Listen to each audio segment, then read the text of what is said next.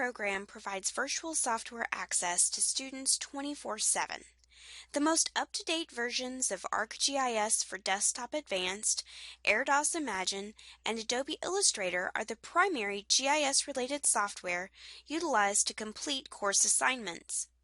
In this video, we will show you the different methods of accessing UWF's GIS remote desktops. First, you'll want to navigate to my.uwf.edu. This will open your MyUWF desktop.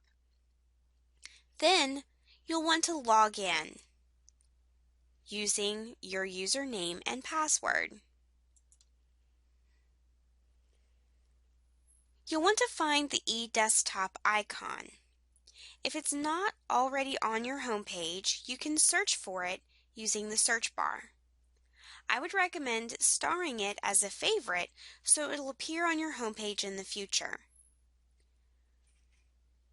Once we click on eDesktop, it will open a window showing us three options. The first and largest button is for all students at UWF. Down here, for selected users, you'll see one for faculty and staff and one for GIS. You must be enrolled in an online GIS course in order to have access to this resource. Once you click on it, it will open a third page, eDesktop for GIS at UWF. We offer two methods of accessing virtual desktops that can be used to complete your one, eDesktop for GIS, uses Windows Remote Desktop Protocol, and the other, GIS Virtual Apps and Desktops, uses Citrix. Citrix is the preferred choice. Not only does it work on both Macs and PCs, but it also allows students to use tablets and other touchscreen devices. Adobe Illustrator is only available on the GIS Virtual Apps and Desktop option. Other GIS applications are installed and available on both platforms. Choose whichever service works best for you based on your internet connection and your computer. First, we'll look at the GIS Virtual Apps and Desktops. Click to connect. The first time you try to log in, you will need to install the Citrix Receiver. It will look something like this. You'll click Install. It will detect whether the receiver is already installed, and you can agree with the Citrix license agreement and download the application. Once the download and installation are complete, click on the Continue button to open the Citrix menu. We'll open the desktops. From here, you'll see GIS Online. You can click on the details, either open, restart, or add to favorites. I'm going to click to add it to the favorites. From here, I'll click on GIS Online. This will open the desktop viewer.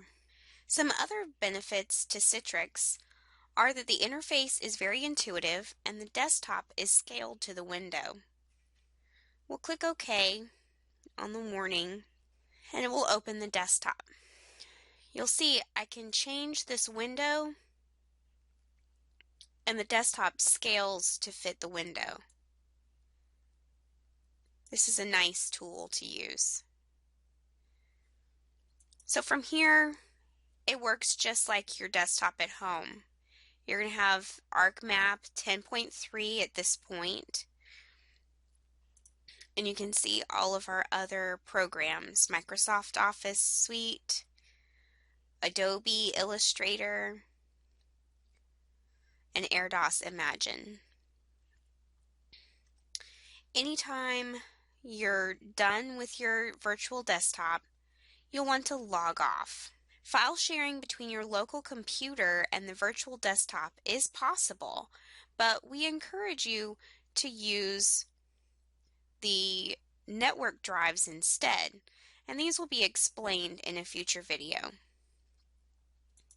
Now, let's move on to the eDesktop. We'll click to connect to the eDesktop for GIS. You'll see it will download a remote desktop connection. Click OK. Typically, you'll see a warning that will say this remote connection could harm your local.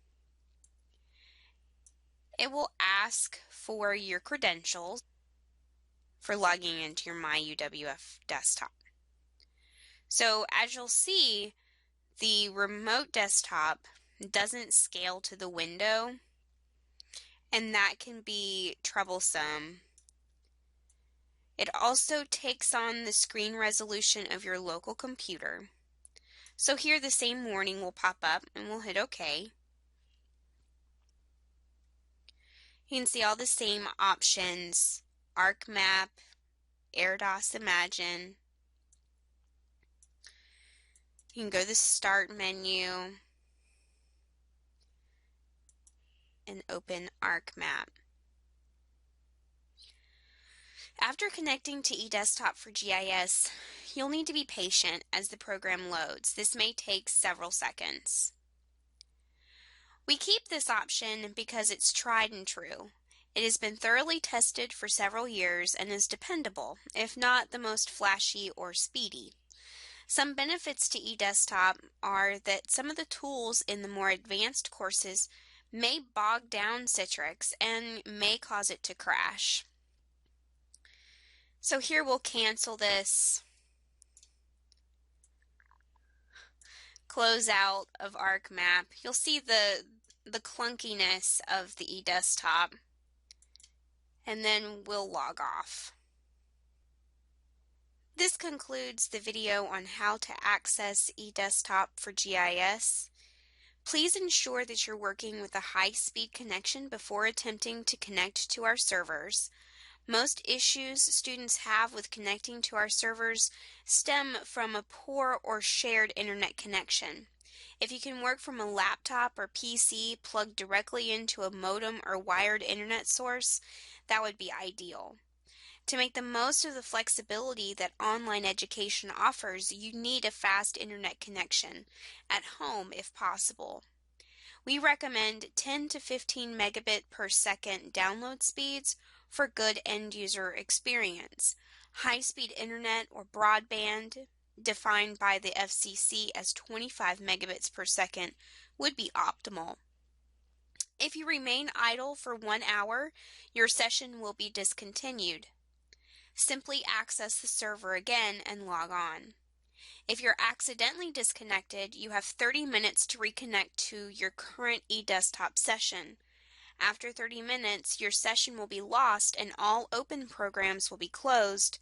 Files saved to the desktop will be deleted.